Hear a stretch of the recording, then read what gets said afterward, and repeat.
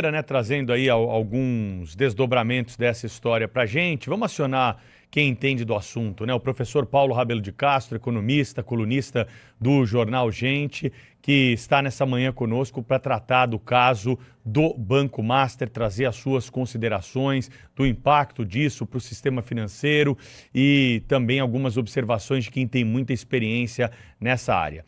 Professor Paulo Rabelo, o que mais te chama atenção nessa história toda? Bom dia. O que mais chama atenção, bom dia, antes de mais nada, caro Pedro, bom dia, bancada, bom dia a você que nos acompanha no Jornal Gente e na Band News. Olha, é escandaloso, é trágico e, ao mesmo tempo, extremamente constrangedor, porque o sistema financeiro brasileiro ele é extremamente regulado. Ele é extremamente controlado, a começar pelo grande controlador e regulador legal desse sistema, que é o Banco Central do Brasil, que faz a supervisão bancária. Portanto, é responsável pelo acompanhamento dos números dos bancos, pelas contas dos bancos, pelo andamento da saúde financeira dessas instituições. No andar um pouco abaixo, existem as auditorias, que são grupos muito bem pagos, que analisam a materialidade, ou seja, a veracidade dos lançamentos contábeis, para saber se aquilo que foi lançado nos livros dos bancos, como também de empresas que são auditadas, correspondem à verdade. Logo a seguir, existem os opinadores. Que opinadores são esses? As agências de classificação de risco de crédito, as chamadas rating agencies, as agências de rating, que acompanham a saúde financeira e opinam sobre a possibilidade de um default, ou seja, de um calote por parte de uma instituição financeira ou não financeira. Existem também os que acompanham através das consultorias dos demais bancos que fazem análises cruzadas das instituições que são acompanhadas pelo mercado. Obviamente, eu estou citando apenas os atores, alguns dos atores principais que acompanham a saúde financeira de uma instituição. Portanto, é escandaloso que o Banco Master não tenha tido uma espécie de uma intervenção opinativa ou uma intervenção supervisora, no caso do Banco Central, mais precocemente. Foi preciso que a Polícia Federal batesse na porta e prendesse o presidente do banco tomando o avião, que supostamente ainda com uma desculpa de que ia fazer uma venda do banco lá fora, evidentemente algo fantasioso, não é? Diante de bilhões e bilhões fraudados nas contas desse banco. Nós precisamos melhorar muito a condição de supervisão. E por trás disso tudo existe o FGC, que é o Fundo Garantidor de Crédito, esse que Thaís acabou de dizer que supostamente será a boia de salvação de todos aqueles que investiram no banco até R$ 250 mil. O Fundo Garantidor de Créditos é uma iniciativa positiva, porém, ressalto, é como uma boia numa embarcação. Ela está lá para não ser usada. Quem é que quer usar uma boia num barco? Ninguém. Porque se você tiver que usar uma boia, você já vai estar naufragando e naufragando junto com o barco inteiro. Ou seja, é uma situação absolutamente extrema. A gente olha a boia lá na embarcação, fica feliz que ela esteja lá, mas não tem a mínima perspectiva de usá-la. Pois, no caso, vamos usar o FGC e vamos usar, segundo alguns cálculos, com valores que chegam a 40 bilhões e que atingem cerca de 1/4 a 1/3 do total do patrimônio do FGC. Portanto, significa dizer que o próprio sistema bancário não fez o dever de casa para se proteger, para proteger o próprio FGC de ser depenado, como será. E o mercado como um todo, caro Pedro, será depenado. As consequências financeiras serão terríveis. Eu ouço dizer, eu espero que a notícia esteja errada, que o Rio Previdência, por exemplo, que é uma instituição previdenciária dos servidores do Estado do Rio de Janeiro, ainda no mês passado investiu quase 1 bilhão comprando títulos desta instituição. Óbvio que o Rio Previdência tem se isso é verdade, tem uma aplicação muito, muito superior a 250 mil reais. Ele é quase 1 bilhão.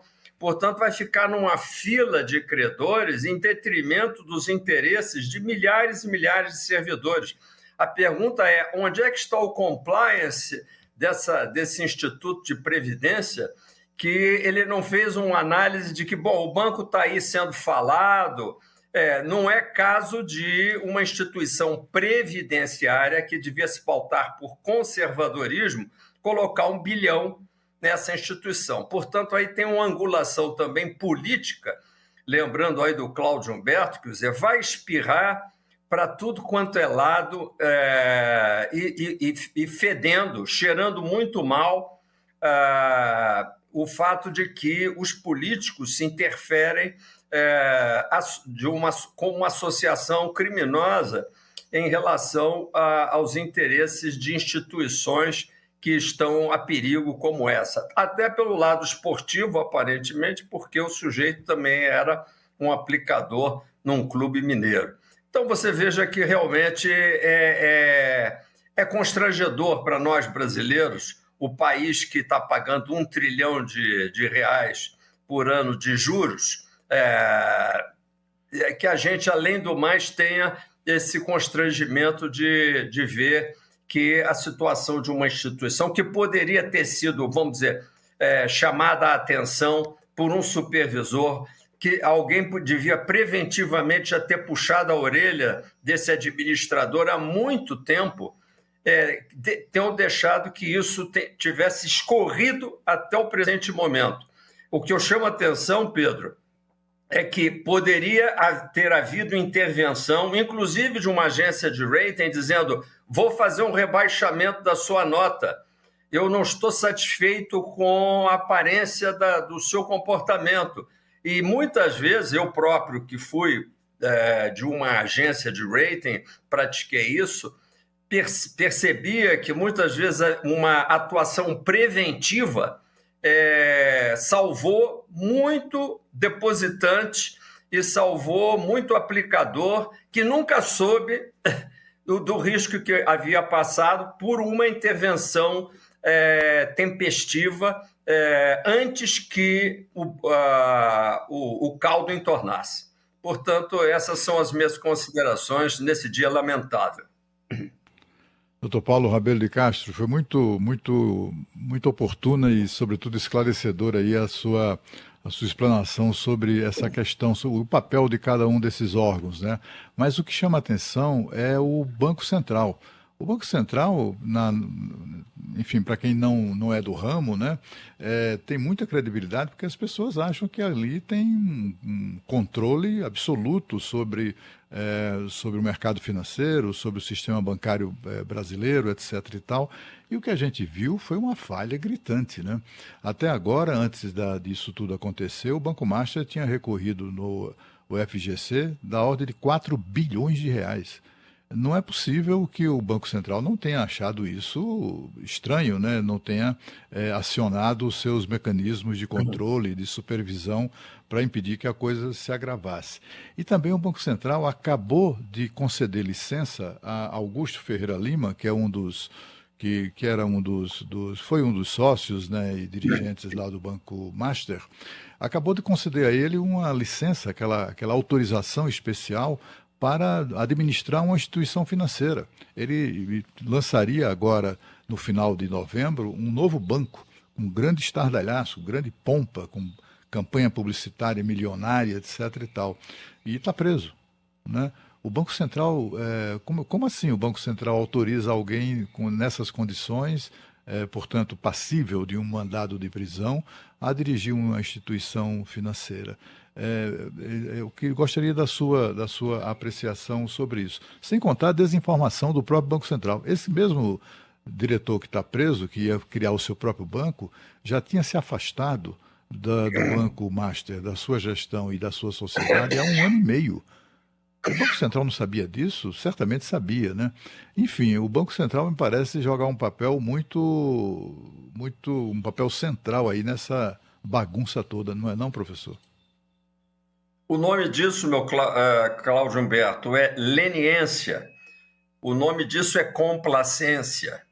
O nome disso é até, de certa forma, uma displicência que gera essa tragédia.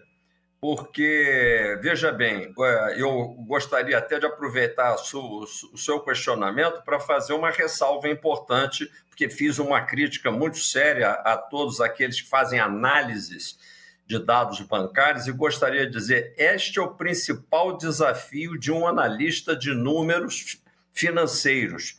Os bancos, até por serem instituições que vivem de confiança, eles capricham muito nos números, vamos dizer assim. Os números são sempre, em geral, muito bons e muito positivos. A gente quase nunca vê uma instituição financeira admitir em balanço que está sofrendo dificuldades. Portanto, não é pequeno o desafio de fazer uma análise financeira adequada. As fraudes são fraudes exatamente, são muito bem escondidas. Se a gente lembrar, por exemplo, do episódio de lojas americanas, por exemplo, quando explodiu a crise das americanas, muita gente não admitia que havia fraude ali, que havia apenas um tropeço numa situação de falta de crédito, falta de liquidez, que também às vezes ocorre. Aliás, para isso é que existe o FGC, que é para proteger o sistema de situações totalmente inesperadas, muitas delas que venham por conta de crises que vêm do exterior. Por exemplo, a bolha de Wall Street em 2008, 2009, quando estourou a crise em Nova York, com o banco Lehman Brothers, etc., ela espirrou no sistema financeiro brasileiro, que estava até bem protegido. Mas foi preciso aí usar algumas boias por conta de uma crise que inesperadamente veio de fora. Para isso serve um fundo garantidor de crédito, não para salvar o sistema de fraude. E fraude é difícil ser capturada e é por isso que o sistema tem que ser muito rigoroso. Aí vem a parte final da sua pergunta. Por que diabos há essa leniência toda com pessoas que caracteristicamente têm manchas no seu currículo e que deviam ficar, vamos dizer assim, no estaleiro, aguardando durante um período maior? É porque nós somos o país da ficha suja. Nós não passamos uma legislação de ficha limpa para os políticos, no entanto, os políticos querem afrouxar essa legislação de ficha limpa para poder deixar colegas de ficha suja participar da política brasileira. Por que não dão vaga para outros? É porque nós insistimos, os mesmos insistem em estar sempre participando. Ou seja, enquanto aqui as pessoas que poderiam estar participando mais ativamente da vida brasileira se calam ou se encolhem, aqueles que são mais agressivos e mais fraudadores se expandem. Professor, bonjour aqui da França, explicações Bonjour. Muito importantes. Então, esse ponto do FGC que eu queria, vou tentar deixar claro aqui para a nossa audiência. Então, daqui para frente, né, o FGC é suficiente para garantir o sistema, na opinião do senhor, os investidores, etc., ou as regras vão ter que ser alteradas, o fundo aumentar o valor? O que o senhor acha que acontece a partir de agora? Porque, de fato, é um divisor de águas, não? É verdade, Sônia.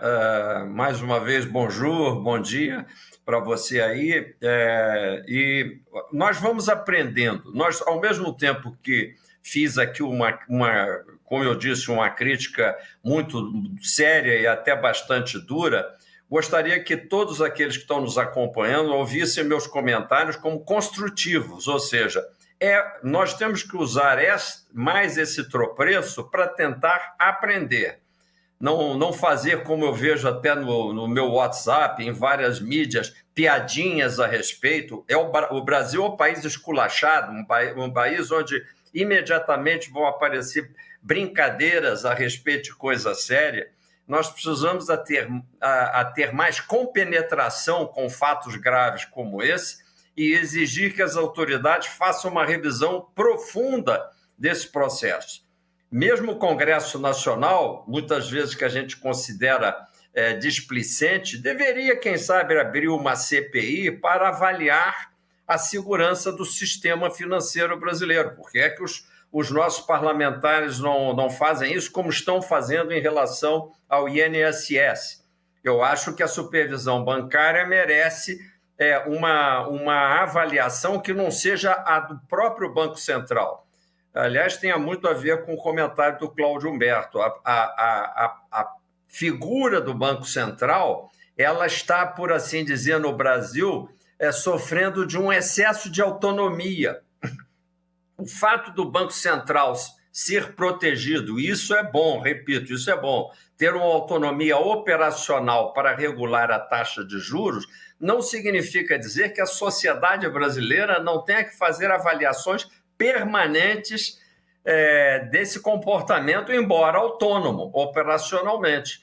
E nós não fazemos isso. E é por isso que nós estamos aí também engolindo essa conta indigesta de R$1 trilhão de juros, e não existe ninguém, fora o Grupo Band, que resolveu em muito boa hora, e parabenizo o Grupo Band por estar levantando essa questão, porque R$1 trilhão de conta de juros a ser paga pelos brasileiros, né, Cláudio Humberto? Eu andei fazendo umas contas, cerca de um banco master por dia quebrando. Isso fazendo uma conta muito por baixo.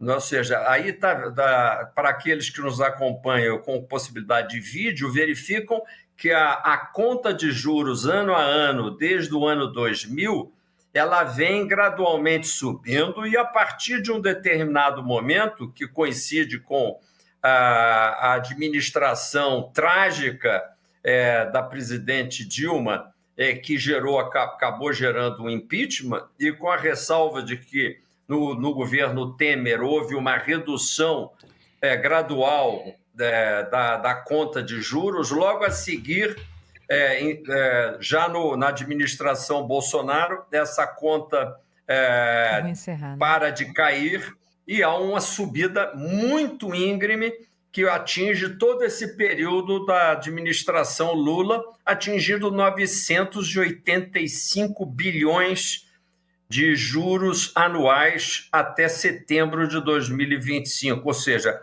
arredondando números de bilionários, R$1 trilhão. Repito, isso é equivalente a um banco master quebrando por dia. Se você fizer a conta dependendo de quanto essa conta salgada do master vai chegar, pode ser 2 bancos master por dia. Você imagina, se hoje eu tiver um escândalo no Banco Master e amanhã um outro, depois da manhã um outro, quando abrir a semana que vem o Pedro Campos anuncia um outro Banco Master, a gente diria assim, o Brasil acabou. Pois é, a conta de juros é um Brasil acabou, porque é um Banco Master por dia, não um Banco Master uma única vez. Para a gente só ter uma ideia de quem nos acompanha do que significa pagar R$1 trilhão de juros como serviço da dívida. Repito, muita gente também confunde achando que R$1 trilhão é a dívida. Não, a dívida passa de 10 trilhões. Esse é apenas o serviço, significa dizer aquilo que incide de encargos financeiros sobre uma dívida absolutamente trilionária. O Brasil tem que parar, meditar profundamente sobre as raízes, obviamente, fiscais desse desequilíbrio todo, que a dívida não nasce em árvore, ela nasce desta displicência criminosa com o desequilíbrio orçamentário do governo. Despesas que não param de subir e um governo como este governo Lula que vive repetindo que ele não precisa equilibrar o orçamento porque ele é governo. Ele pode gastar mais do que arrecada. A gente não pode fazer isso em casa, mas o Lula acha que ele pode fazer isso no governo. Simples assim. Enquanto nós admitirmos governos que deveriam estar apresentando seu orçamento, como o senhor Haddad, que já devia ter conseguido que o Congresso aprovasse a lei de diretrizes orçamentárias, para que ele, com as diretrizes orçamentárias, apresentasse a proposta de lei orçamentária, nada disso está rolando no Congresso. O senhor ministro da Fazenda é desidioso, o Congresso Nacional é um esculacho em matéria financeira e nós somos absolutamente idiotas, sim, por admitir tudo isso sem nenhum protesto. E eu acho que as eleições de 2026 vão trazer um pouco mais essa ideia de que o Brasil é um país inseguro, não só em termos da segurança pública, mas também somos inseguros do ponto de vista de segurança financeira. Somos um país inseguro, mas tem como consertar, sim. Poderia ser muito melhor se a gente tomasse jeito. O professor Paulo Rabelo de Castro se refere ao editorial do Grupo Bandeirantes, que foi veiculado nessa semana, e a série especial também, que está sendo veiculada no Jornal da Band, em todos os veículos da casa, na Rádio Bandeirantes e na Band News TV também, falando sobre a consequência prática dessa taxa de juros nas alturas que a gente tem no nosso país. O quanto isso inibe investimento, o quanto isso encarece as pequenas decisões do dia a dia, financiar um carro, comprar um apartamento, esse tipo de coisa. Para as empresas, então, nem se fale. Professor, muito obrigada, hein? Até a próxima vez aqui no Jornal Gente. Um bom restinho de semana aí para o senhor.